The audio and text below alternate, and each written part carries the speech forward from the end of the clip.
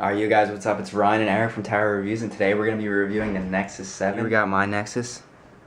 It is made by Asus, as I told you in the unboxing, if you saw that. Which, just a first impression, is one of my favorite PC companies is Asus, just because their motherboards are so reliable, and so their hardware is actually pretty good usually, so that's why I was really inclined to buy this tablet.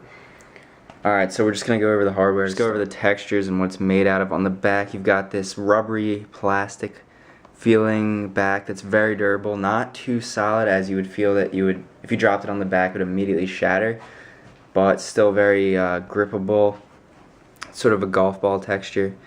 You've got the speaker on the back, which I'm not a huge fan of because the audio is directed away from you, which is something that I don't quite understand, but it probably saved money and made the front look more attractive.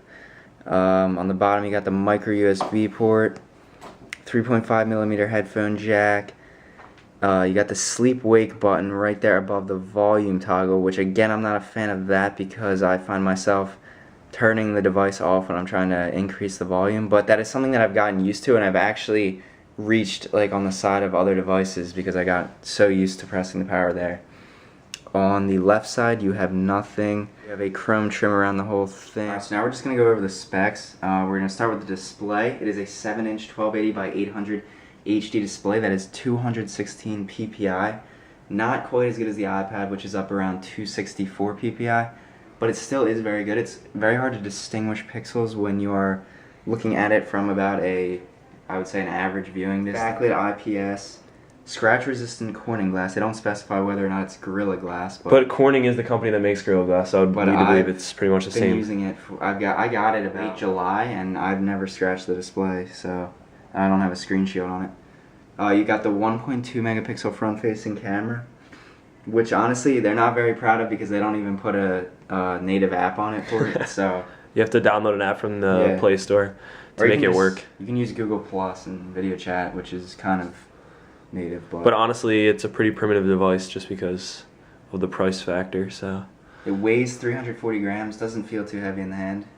You've got 8 or 16 gigabytes of internal storage. I have the 16, Eric has the 8 gigabytes. There's no micro SD card slot or anything, so you can't expand that, but since most things are streaming services now, like the Google Play Store, everything's streaming, that shouldn't be too much of a problem. It has 1 gig of RAM, which is pretty impressive. It has a 4,325 milliamp hour battery, which has proven to be very impressive. I can go multiple days without charging it. The only thing is that it takes a significant amount of time to charge it. So that gives you about 9 hours of HD video playback, 10 hours of web browsing, 10 hours of e-reading, and 300 hours of standby. I don't know if the 300 hours of standby is accurate because it seems to chew through battery on standby. I don't know if it's just like I have it set up with notifications and stuff like that. It has the quad-core Tegra 3 processor, which is very good at gaming, which we'll demonstrate in a little bit. And also it just runs the interface seamlessly. I mean, I've never been a real big fan of Android devices just because they always seem to have that little lag that just makes me want to like throw it on the ground. But this one's like seamless, almost as good as iOS. Android Jelly Bean 4.1.1, I believe, and that came with Project Butter, which was attempting to eliminate all of Android lag, which they've seemed to be pretty successful. There's still little hiccups here and there, but no big deal. It's got Wi-Fi 802.11 BG and N, and I've noticed that it seems to not connect. Like it connects, but the service seems to be slower in locations far away from the router, whereas if I'm using my MacBook Pro, it is a lot faster on at the same distance. And even if I compare it to something like my iPhone 4S, it doesn't pick up the Wi-Fi even as good as that device. So I don't know what's going on there, but as long as you have a router pretty close to you at all times, you should be fine. It is Bluetooth capable. You have the microphone, obviously. I think that you have 2, I believe. There's one on the left side or right side. It's really small. There's one on the top right here as well. Oh yeah, that doesn't really matter that much. It's hard to see. Honestly, it's more of a content consumption device than a creation device, so you're probably not going to be using that other than just like Google Plus video chatting and stuff like of that nature. It has NFC or Android Beam, so I believe that I have not used that. It communicates with other Nexus devices when you bump it up to it. Accelerometer, obviously, it has GPS in it, but you can't set your directions while you're off of data connections, so that doesn't really help you much. There is a thing that you can download and save maps, but I can never get that to work, so I don't know if there's a bug with that or something because it's so primitive. It has a magnetometer, which is worth mentioning on the side there. So if you can put on a case with a magnet in it, and then when it shuts, it'll open, which you probably all know from the iPad smart cover. And a gyroscope. So that's about it for the features. Now we're going to get into how these features work in unison with the software. So it is running Android 4.1 Jelly Bean, which gives you basically unlimited customization. You could have 1,000 Nexus 7s in a room, and I guarantee none of them would be the same. There's just so much you can do. This is sort of what it looks like when you first get it. It shows you like a quick play and recommended stuff. They give you Transformers, Dark of the Moon, and like $25 to the Google Play Store, which I still haven't spent. Honestly, like everything is set up pretty well. Like I like the way the whole dock's set up. Like on your left here, it's comes stock with all of your, like you would think most used apps in like a folder almost. I don't know, everything just looks really clean, really slick. Like the design of it is just super seamless. I don't know, but like when you open the apps, which is obviously in the center, you're gonna see a nice little here are all your widgets. A nice little like thumbnail animation as you switch between screens, which is kind of nice just because I know, like, I always speak from an Apple standpoint because I have an iPhone, so I use that most of the time, and it's nice to have a little bit of a refreshing, different type of transition between different windows than just the swipe, swipe, swipe. It just gets kind of old. And there's just a lot of different customization options, live backgrounds, everything. And obviously you can move around your apps and get different widgets, make it look like an HTC, make it look like a Droid, make it look like a Razer, like make it look like whatever you want, which is pretty cool. Alright, so now I'm going to be diving right into the mobile browser on this device, which is Google Chrome. It's the first device to ship with it. And it is pretty fantastic. It's tabbed web browsing. Everything just works fluidly. You got all your history, and it syncs with, if you use Google Chrome on your computer, it syncs everything up with that. You've got options over here. You can set up there. Let's just add some tabs. I don't know if there's a limit because I don't really ever add that many.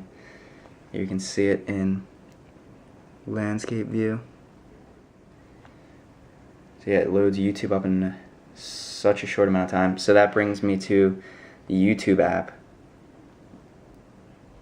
which is also very good. Just load up my most recent video. It's a case review for this device. If you don't have the strongest Wi-Fi connection, which I don't right now, as you can see there, it does take a long time to render HD video. That goes back to the whole thing about the Wi-Fi connection not being so great on it. So I'm just going to skip that for now. But quality is very good once it does get loaded. There's the Gmail app that comes native with it. So you can see it in this view in portrait mode. When you click on something, it takes up the entire screen, but when you turn it into landscape, you can still see the list over here, which I am a big fan of because you can just quickly go through your emails. And the last one I want to talk about is Maps, which is just Google Maps, which runs relatively smoothly on here.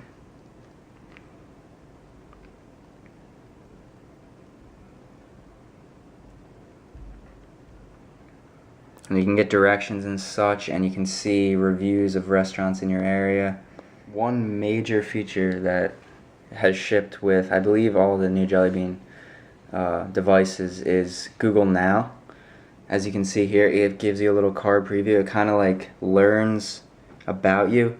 It hasn't really done much for me, but what I've noticed is that if I go away from home, it'll tell me how far. So right now I'm 48 minutes to home.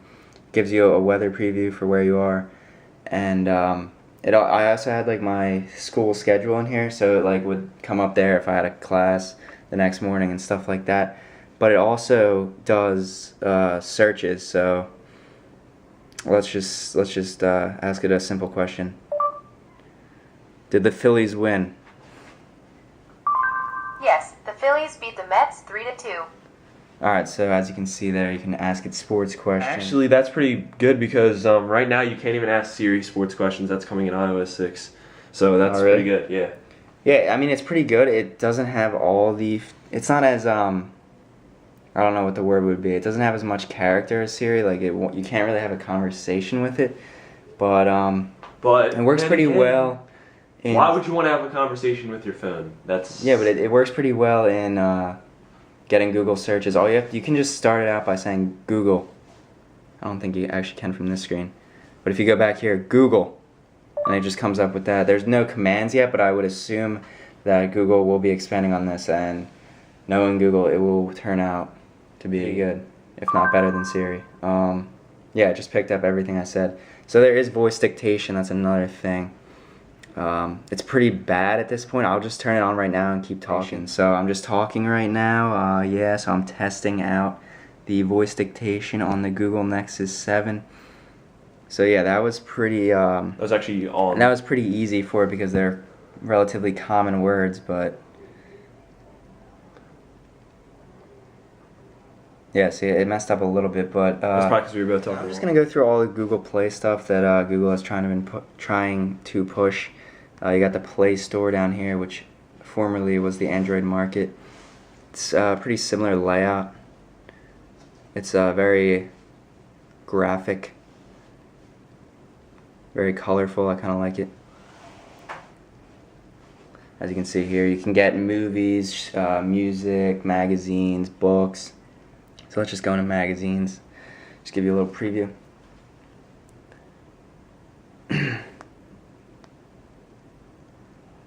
So I'm just going to try to open up a magazine so you can kind of see how it shows up on here. So I'll go into Popular Science here if I can.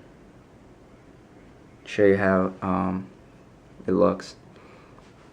So yeah, text is relatively crisp. You can zoom in and out and between pages. And I believe there is a way that you can just view the text in a more readable layout. So yeah, I'll just kind of give you a close-up here.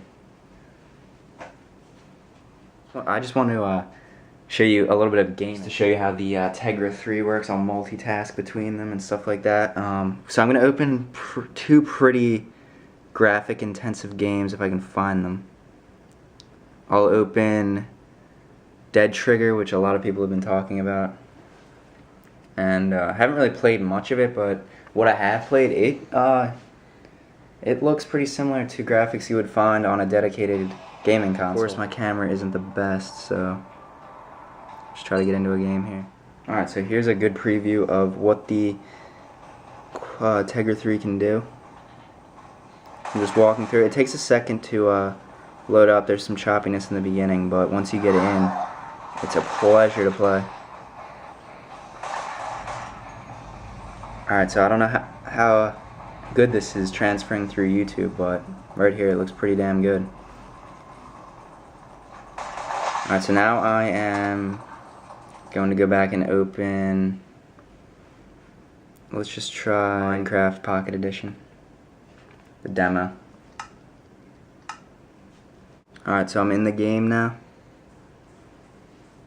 And it runs perfectly. Like, there is no hiccuping even in the beginning. Alright, so now let's just multitask back over to Dead Trigger. See how that works. And I'm right back in it. So that's pretty impressive. I mean, the multitasking on this tablet is very good.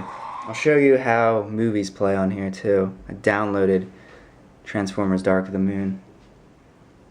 They give you the free stream, but you can also download it if you would like. So yeah, plays pretty nicely. The screen is actually really crisp on this device. I'm not gonna lie. Look at that. So yeah, you can hear the audio. The speakers get pretty loud. They're kind of tinny, but it's just so they thin. I just don't think they have enough room to put in nice speakers. Even I found with my MacBook Pro, the speakers are horrible. See, I'll just scroll through and see how that works.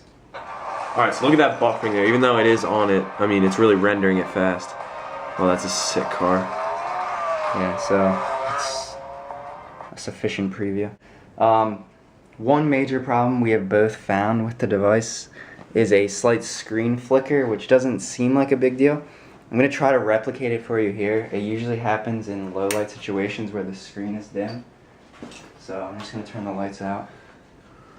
And when the screen is bright, so I'll go into Google now because that's where I first noticed it.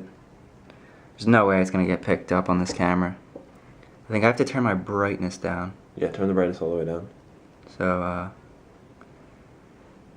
I've researched this, and people also have noted that they produced a problem when their Wi-Fi connection was low, which mine is going between 2 and 3 bars, so it's not very low.